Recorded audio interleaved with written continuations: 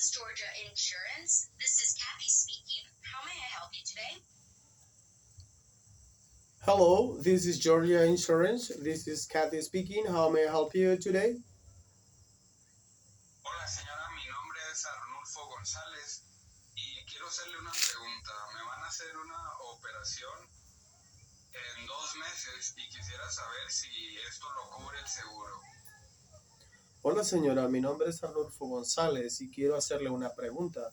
Me van a hacer una operación en 2 meses y quisiera saber si esto lo cubre el seguro. Okay, Mr. Gonzalez, I'll be more than happy to assist you with that. May I please have your member ID number? Okay, Mr. Gonzalez, I'll be more than happy to assist you with that. May I please have your member ID number? ¿Y ese número dónde lo encuentro, perdón? ¿Y ese número dónde lo encuentro, perdón? You can find that on your insurance card, the one that's red and white under your name. You can find that on your insurance card, the one that is red and white under your name. Muy bien, muchas gracias. Ya la vi, ya sé cuál. Es el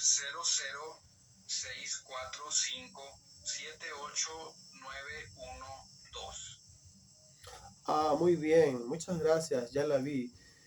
Ya sé cuál es el 0064578912. Thank you very much, Mr. Gonzalez. Can I please have your date of birth and the last 4 digits of your social? Thank you very much, Mr. Gonzalez. Can I please have your date of birth and the last 4 digits of your social? Claro que sí. Mi fecha de nacimiento es el 5 de octubre de 1967 y los últimos 4 dígitos de mi seguro social son 0512. Claro que sí, mi fecha de nacimiento es el 5 de octubre de 1967 y los últimos 4 dígitos de mi seguro social son 0512. Thank you very much, Mr. Gonzalez. And for verification purposes, may I please have the address and the phone number on file? Thank you very much, Mr. Gonzalez. And for proper vacation purposes, may I please have the address and the phone number of the file? Mi dirección es 191 Voodoo Way en Nuevo Orleans, Georgia, 95001.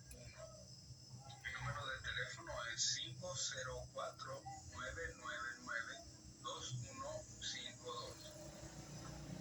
504-999-2152. Mi dirección es 191 Voodoo Way en Nuevo Orleans, Georgia, 95001.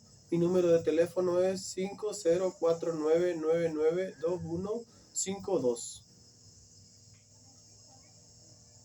Thank you very much, Mr. Gonzalez. I have your account here in front of me and I'm looking into your policy. It looks like you have reached your deductible.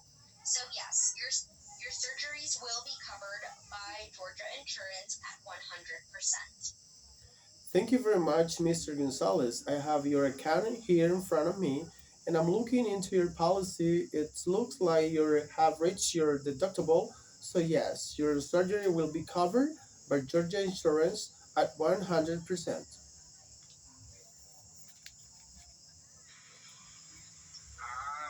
Mire qué bien. Ok, no, pues muchísimas gracias. ¿Y me podría decir cuánto es mi deducible otra vez? Y explicarme un poquito más eso una vez más. Es que no recuerdo muy bien lo que me dijeron la vez pasada. Mire qué bien. Ok, no, pues muchísimas gracias. ¿Y me podría decir cuánto es mi deducible otra vez y explicarme un poquito más eso una vez más? Es que no recuerdo muy bien lo que me dijeron la vez pasada. Of course, Mr. Gonzalez, I'll be more than happy to explain to you how your deductible works. Sir, you have a $3,500 deductible. The way this works is that any medical appointment, any visits to the ER, and and any medication that needed to be purchased would be taken out of your pocket.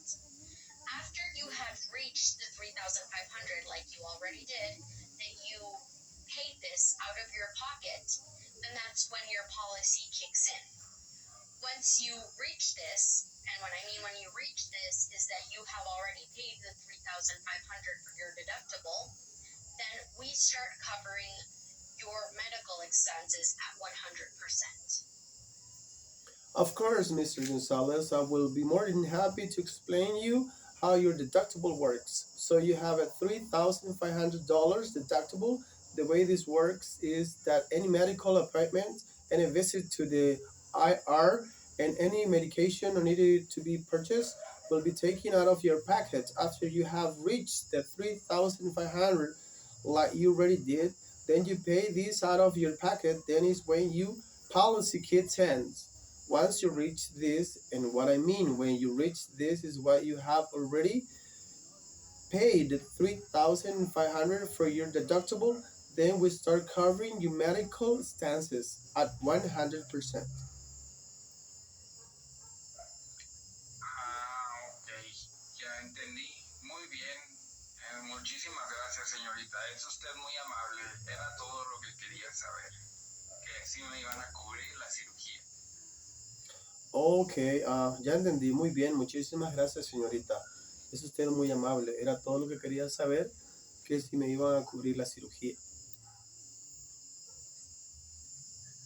You're very welcome, Mr. Gonzalez. If there's nothing else I can help you with, thank you for calling Georgia Insurance and have yourself a wonderful day.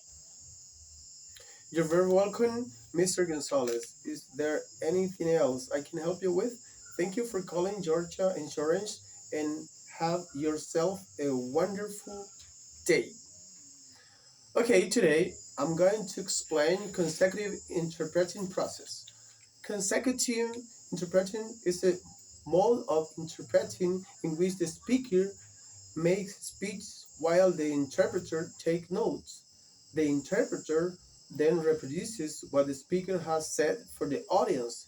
This is normally standing or sitting close to the speaker, uses a pad or pen to take notes, and uses the microphone only once the speaker has finished and it is his turn to speak.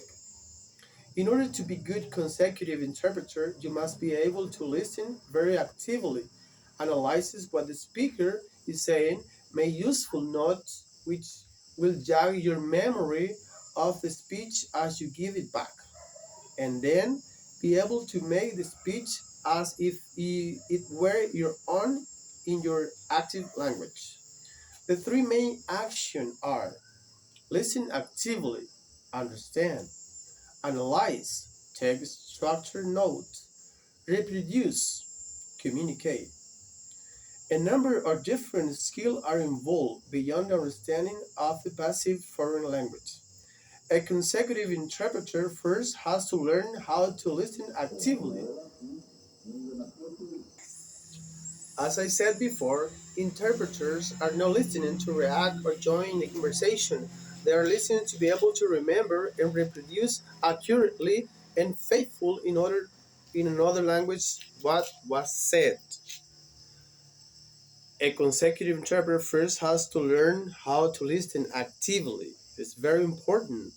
And another part is note taking. It's part of the second phase of analysis. This necessitates the ability to prioritize information and distinguish between primary and secondary information to be able to clearly note down who has said what when something happened, the speaker's opinion, and so on. The third and final phase of repetition, what you have heard, require again a number of different skills.